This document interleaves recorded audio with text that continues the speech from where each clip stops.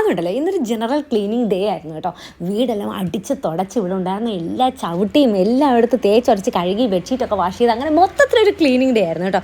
Rebecca കുട്ടി ആനിവേഴ്സറിയുടെ dance കഴിഞ്ഞിട്ട് പൂർണ്ണമായിട്ട് മാറിയിട്ടില്ല, ജലദോഷവും ശരീരം വേനൊന്നും മാറിയിട്ടില്ല. അതുകൊണ്ട് അവളെ ക്ലാസ്സിൽ വിട്ടിട്ടുണ്ടായിരുന്നില്ല. അപ്പോൾ ആൾക്കാണെങ്കിൽ വെറുതെ ഇരുന്ന ബോറിംഗ് ആണ്, ഭയങ്കര ബോറടിയാണ്. അതുകൊണ്ട് തന്നെ ഞാൻ എന്തെങ്കിലും ഉണ്ടായിക്കോട്ടെ എന്ന് ചോദിച്ചിട്ട് ഫ്രഞ്ച് ഫ്രൈസ് ഉണ്ടാക്കാൻ പോയേക്കും കേട്ടോ. ഇതാ കാറിൻ്റെ ഉള്ളിലൊക്കെ നിറച്ച് പൊടിയാണ്. അപ്പോൾ ഇന്ന് ഈ കാറിനെയും ഞങ്ങൾ ഇന്ന് ക്ലീൻ ആക്കി എടുക്കും. പക്ഷെ ഞങ്ങൾ രണ്ടും കൂടി ക്ലീൻ ആക്കാൻ ഇന്ന് ശരിയാവില്ല, കാരണം അത്രയും പൊടിയുണ്ട് കേട്ടോ. അതുകൊണ്ട് ഇത് കാറിനെ നമുക്ക് പുറത്ത് കൊടുത്ത് വാഷ് ചെയ്യാമെന്ന് വിചാരിച്ചു.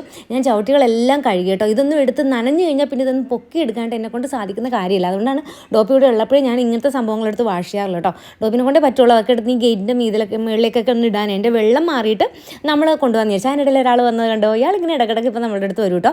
വരുമ്പോൾ എന്തെങ്കിലും ഫുഡൊക്കെ കൊടുക്കുമ്പോഴേക്കും കഴിച്ചിട്ട് പോകും. ആരുടെ പറ്റിയാണെന്നറിയില്ല, കഴിച്ചിട്ട് ബെൽറ്റൊക്കെ ഉണ്ട്, പേരൊന്നും അറിയില്ല, എന്നാലും വരും. പക്ഷേ ഞാനിവിടെ നിങ്ങൾ ക്ലീൻ ആക്കുന്ന കണ്ടിട്ടാണ് ഒന്നും ഞാൻ എടുത്ത് കൊടുക്കില്ല എന്ന് ചിലപ്പോൾ അവരറിയായിരിക്കും. അതുകൊണ്ടായിരിക്കും അകത്തോട്ട് രണ്ടാൾ പോയിട്ടോ. അങ്ങനെ ഒരുതപ്പെട്ട എല്ലാ ചവിട്ടിയും ഞാൻ വാഷ് ചെയ്ത് കഴിഞ്ഞു. അതിൻ്റെ ദേ ഇവിടെ ഒരുത്തി ചെയ്യുന്ന നോക്ക് ഫ്രഞ്ച് ഫ്രൈസ്, കുറച്ച് ഉരുളക്കിഴങ്ങ് ഇങ്ങനെ നീളത്തിലായിരുന്നു ഇവിടെ ഉണ്ടായിരുന്നു. സാറമ്മൾ ഫ്രഞ്ച് ഫ്രൈസ് കഴിഞ്ഞ ദിവസം ഉണ്ടാക്കിയതിൻ്റെ ബാക്കിയായിരുന്നു കേട്ടോ.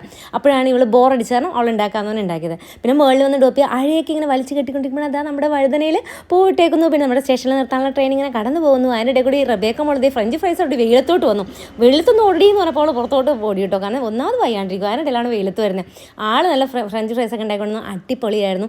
എല്ലാം നമ്മുടെ പണിയും കഴിഞ്ഞ് വന്ന് ഇവിടെ ഓടിയിരുന്ന് ഫ്രഞ്ച് ഫ്രൈസ് കഴിച്ചപ്പോൾ കിട്ടിയൊരു സമാധാനം. ഇടയ്ക്ക് ഇങ്ങനെ നമുക്ക് ആരെങ്കിലൊക്കെ ഉണ്ടാക്കി തരാനുണ്ടെങ്കിൽ നല്ല രസമില്ലേ. നിങ്ങളുടെ കുട്ടികളൊക്കെ പണിയൊക്കെ എന്തെങ്കിലുമൊക്കെ ഉണ്ടാക്കാൻ പഠിപ്പിച്ചിട്ടുണ്ടെങ്കിൽ ഇങ്ങനെ അവരുണ്ടാക്കി തരും കേട്ടോ. അപ്പോൾ ബൈ.